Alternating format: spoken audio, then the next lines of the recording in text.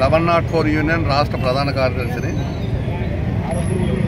దీర్ఘకాలిక సమస్యల మీద యాజమాన్యానికి సమ్మె నోటీస్ ఇవ్వడం జరిగింది. దానిలో భాగంగా ఈరోజు ఈ రిలే నిరాహార దీక్ష శిబిరంకి సంఘీభావం తెలపడానికి రాష్ట్ర నాయకులందరం కూడా ఇక్కడికి వచ్చాము. ఈ సమ్మె నోటీస్ ఇవ్వడానికి గల కారణం, గత సంవత్సరం నుండి మరి యాజమాన్యంతో చర్చలు జరిపాం. చర్చల్లో అన్నీ కూడా ఒప్పుకొని బయటకు వచ్చిన తర్వాత అవి అమల్లో ఆర్డర్స్ రూపంలో రావట్లేదు. మరి దపదపాలుగా దాని మీద ఒత్తిడి తీసుకొచ్చాం. అయినప్పటికీ కూడా వాళ్ళ తీరు మారలేదు. గత ప్రభుత్వాల్లో మా హక్కులు కాలు రాశారు. మరి అవి ఈ కొత్త ప్రభుత్వం వచ్చింది, మంచి ప్రభుత్వం, ఈ ప్రభుత్వంలోనే న్యాయం జరుగుతుందని ఆశతో ఈ సంవత్సరం నుండి కూడా మరి యాజమాన్యం చుట్టూ తిరిగాం. ప్రభుత్వాలు అయితే మారే కానీ యాజమాన్యాలు మారలేదు, అధికారులు తీరు మారలేదు, పాత పద్ధతిలోనే ముందుకెళ్తున్నారు.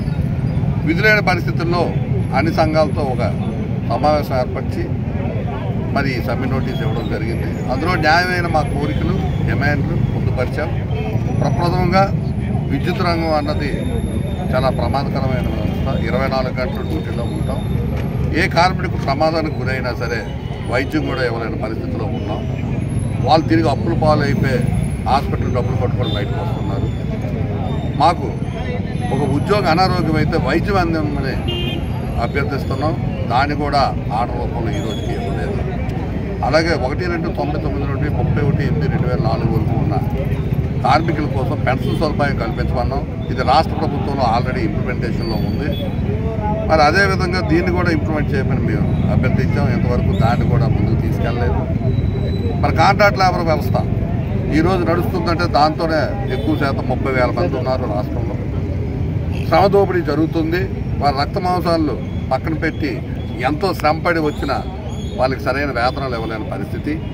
డైరెక్ట్ పేమెంట్ కోసం వేల తరబడి నుండి ఉన్నాయి.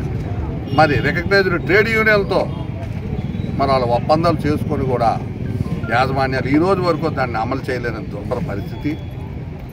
మరి ఏరియర్స్ కూడా మొన్న వేతన సవరణలో జరిగి అతి తక్కువ 2% జరిగి కూడా ఈ రోజు కూడా ఏరియర్స్ ఇవ్వలేని పరిస్థితి. మరి సుప్రీంకోర్టు ఆర్డర్లో సమాన పనికి సమాన వేతనం ఉంది, దాన్ని కూడా ఇంప్లిమెంట్ చేయట్లేదు.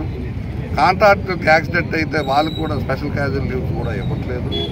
ఇలాగ వాళ్ళ అంశాలకు వచ్చేటప్పటికి 5-6 అంశాలు పొందుపరిచాము. అవి న్యాయమైనవి. మరి ఇస్తామని చెప్పి ఇప్పటికీ కూడా ఎప్పుడు చేయలేదు. అలాగే ఎనర్జీ అసిస్టెంట్ అని క్షేత్రస్థాయి సిబ్బంది కరెంటు పోలెక్కే వ్యక్తులు ముఖ్యం. 7,000 మందిని ఆ ప్రభుత్వంలో రిక్రూట్ చేశారు. 6 సంవత్సరాలు అయినా నేటికి వాళ్ళకి జైళ్ళములుగా పదోన్నతి కల్పించట్లేదు. మరి ఏదైనా యాజమాన్యం రెగ్యులేషన్స్ మార్చాలంటే రికగ్నైజ్డ్ యూనియన్లతో చర్చలు జరిపి అందరూ ఆమోగ్యంతోనే కొత్త రూల్స్ పెట్టాలి. దానికి విరుద్ధంగా యాజమాన్యం ఏకపక్ష నిర్ణయాలు తీసుకొని కొత్త రెగ్యులేషన్స్తో వాళ్ళని ఇబ్బంది పెడుతున్నారు. ఇటు రెవెన్యూ వాళ్ళు రమ్మంటున్నారు, అటు డిపార్ట్మెంట్ రెండు వైపులా నలిగిపోతున్నారు. అటు సచివాలయానికి, ఇటు డిపార్ట్మెంట్కి జీతం మేమే నోటిఫికేషన్ ఇచ్చి మేమే దానికి అర్హతలు పెట్టి మెరిట్లో మేమే ప్రాతిపదికలో తీసుకొని ఆ రోజు ఉన్న నాగులపల్లి శ్రీకాంత్ గారు, ట్రాన్స్కో సిఎండి గారు వీళ్ళు విద్యుత్ ఉద్యోగులు అని చెప్పి జీతాలు మేము ఇచ్చి కూడా జైల్లో ఉన్న వాళ్ళకి కల్పించకపోవడం అనేది చాలా బాధాకరమైన విషయం. మరి తండ్రి చనిపోతే ఉద్యోగాలు అన్నవి మా రైట్. ఈ రోజు వరకు కూడా విద్యుత్ రంగంలో లేని పోస్టులు క్రియేట్ చేసి కన్సాలిడేట్ పే ఇవ్వడం అనేది దురదృష్టకరం. దపదపాలుగా ఇది తప్పు అని మేము అభ్యర్థించాం. దీన్ని సరిచేస్తామన్నారు. విద్యార్హత బట్టి వాళ్ళకి ఉద్యోగాలు ఇవ్వట్లేదు. అలాగే ట్రాన్స్ఫర్ ఆఫ్ సర్వీస్ విద్యార్హత బట్టి కూడా విద్యుత్ రంగంలో వాడుకున్న పోస్టులు క్రియేట్ చేయాలి.